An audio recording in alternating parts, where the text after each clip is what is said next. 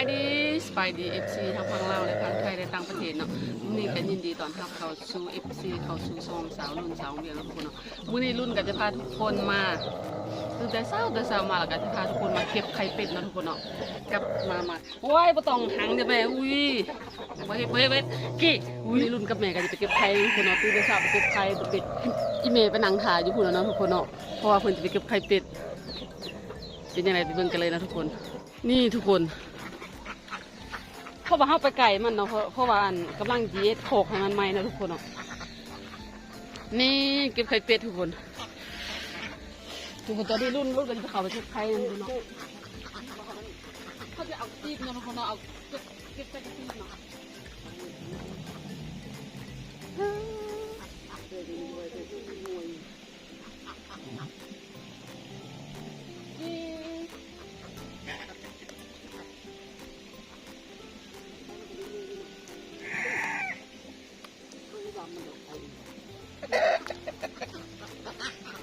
นี่ทุกคน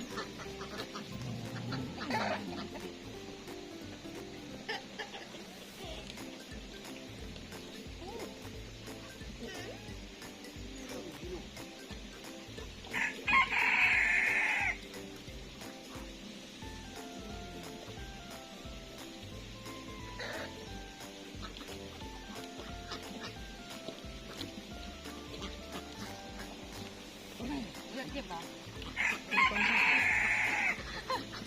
พี่เมย์มาจะเก็บเป็ดแล้วมันขมันอะไรดิ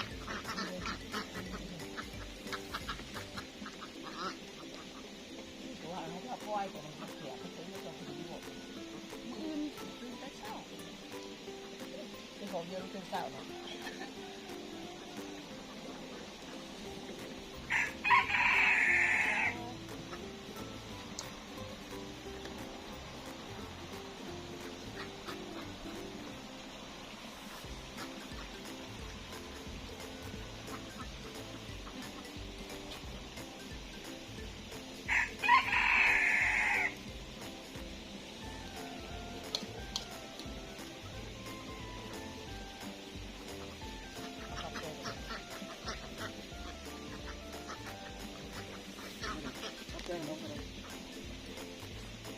ลงไปลงมามันจ้างมันแตกเนาะ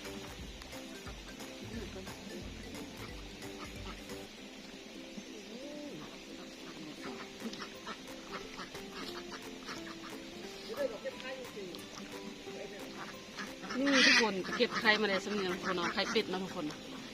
หลังจากเก็บไข่มาแล้วลุงก็จะนับเนาะมันจะเป็นอะไรไข่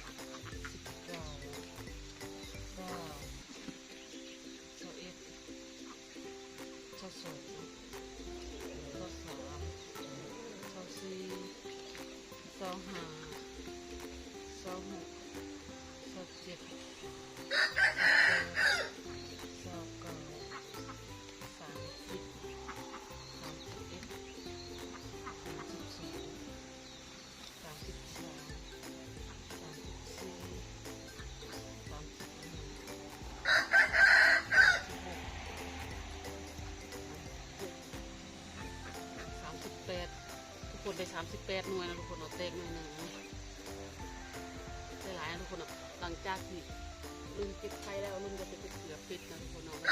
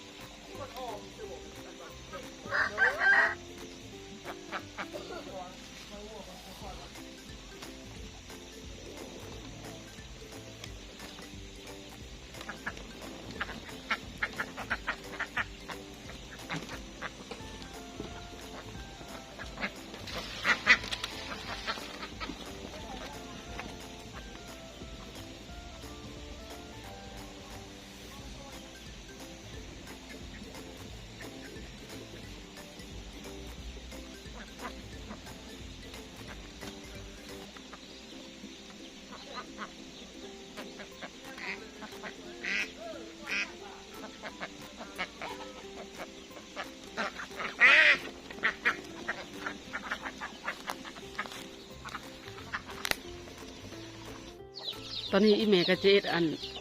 เอ็ดบอลเกือบเป็ดนะทุกคนเนาะเพิ่นส้มว่าตัวเป็ดไข่หลาย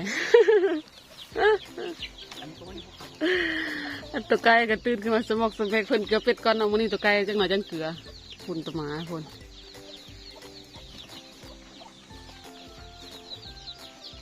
ตัวไก่เตี๋ยทุกคนเนี่ยไก่เตี๋ย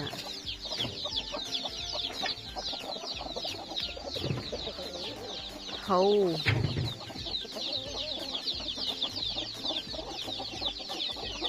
แม่แม่นเป่าหันหน่อยแห่งตีมันเนี่ยซื้อบ่ได้วะ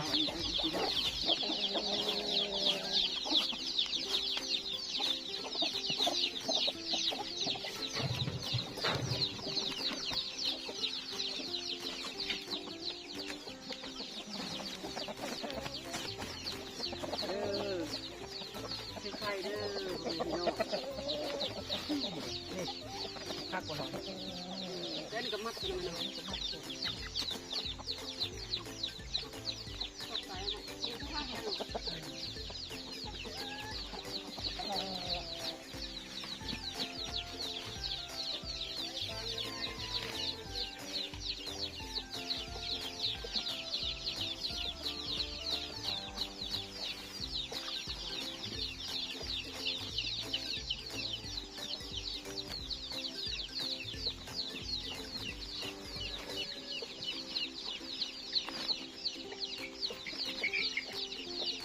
คักนั่นคัก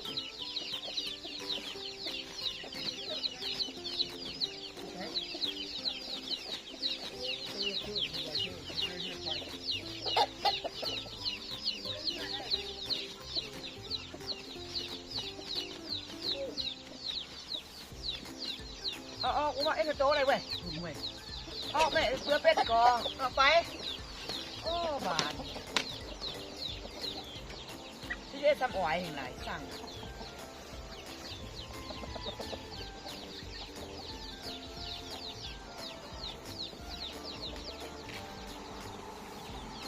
ใครอยู่ใคร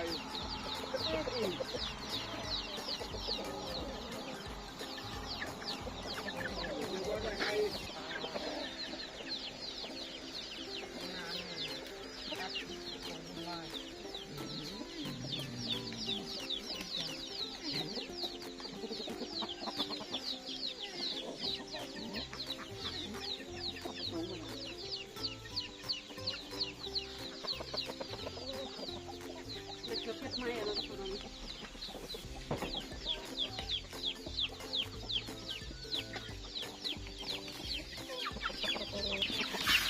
ี่ทุกคนแล้วก็จะเกลือห้ำกับ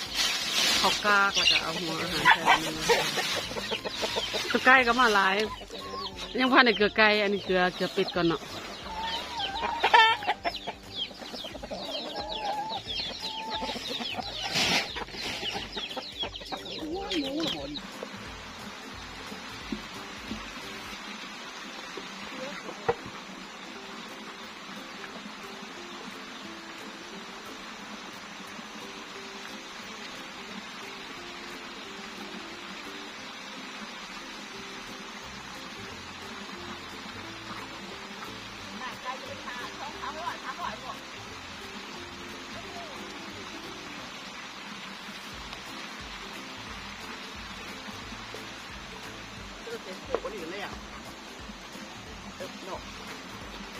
ใครเดินนึงอีกแล้วทุกคนนี่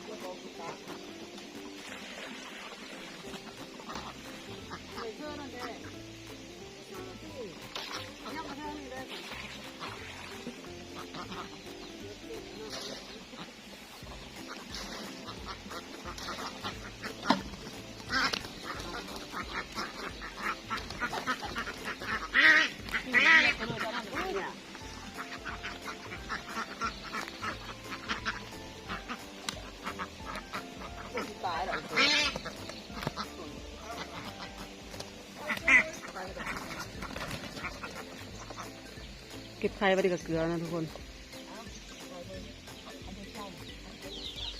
ตอนนี้รุ่นกัดเกลือเป็ดแล้วก็เก็บไข่แล้วเรียบร้อยนะทุกคนเนาะไข่เป็ดสำหรับคลิปนี้รุ่นก็ขอจบเพียงสำนี้พาทุกคนเข้าไปกดไลค์กดแชร์กดซับสไครต์เพื่อเป็นกำลังใจให้สาวรุ่นเฮ็ดคลิปต่อๆไปเด้อพบกันใหม่ในคลิปหน้าบ๊ายบาย